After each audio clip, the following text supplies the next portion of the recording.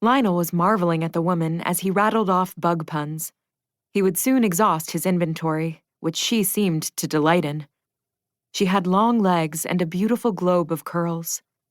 The scalp of his own bald spot reddened hotly, but he tried to take faith in his mustache.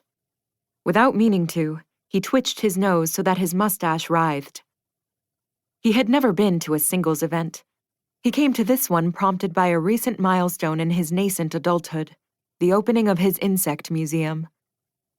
Lionel's father, a physician and entrepreneur, had hoped his son would become a different kind of scientist. But when Lionel chose bugs, his father had loaned him the money to get the museum up and running with no expectation that he'd be repaid.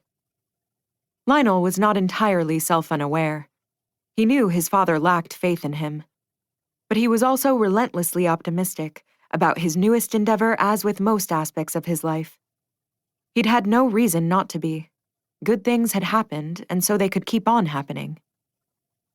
When he pictured the future, Lionel saw himself as he hoped he would be. That was, presenting tarantulas to squeamish 6-year-olds, pinning perhaps his 100th exotic butterfly to the exotic butterfly wall, turning his passion into a living. How lucky he was. But while he loved his critters, he was mostly convinced that they did not love him back and never would. He did not blame them for this. They were incapable. But he did not want to be, in that future he was certain he'd grow into, alone with his unrequited bug love. What he needed, he had thought, pleased with his knack for wordplay, was a love bug. He'd lost the thread of what the woman was saying. He had been too preoccupied by her legs and her hair and his own reminiscing, and, anyway, what did she do for work? He had just asked her that. Damn. It was some kind of scientist, right? "So, where is your office?" he asked, he hoped, casually. "Downtown. You know, the Genesix facility?" Biotech, that was it. Genesix Labs was one of the 3 biotech companies that had recently built outposts in the city. None had publicly shared what they were developing. How exciting. A brilliant and beautiful woman of science and intrigue.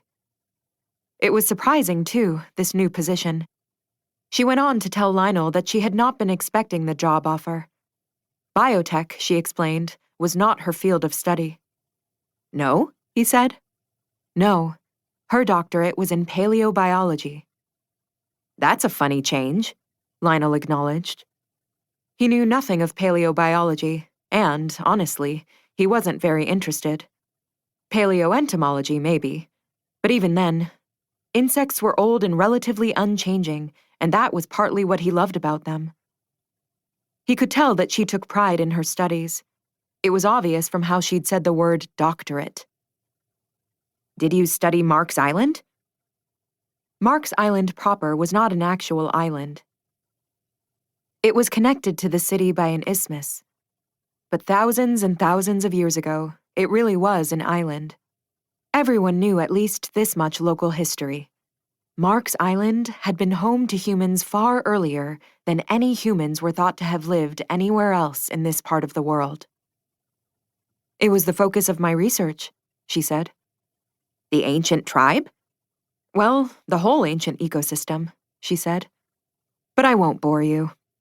She looked at him. "Not yet." "I wasn't always a bug guy myself," Lionel said. "My first love was astrophysics. It's strange sometimes, the paths life takes us to." Before Lionel learned to see the universe in an anthill, he'd seen the universe solely in the universe itself. His father had harbored great hopes for his only child becoming an astronaut. But in the end, while Lionel enjoyed the abstract parts, the puzzles and thought experiments presented by the fabric of space-time, any concrete consideration of the cosmos overwhelmed him. More than once, he had hyperventilated during a lecture to the point of nearly passing out. He couldn't bear how small he was. Infinitesimal. That was the word for it. He shifted to insects. They had their own tiny cosmos where he was a god.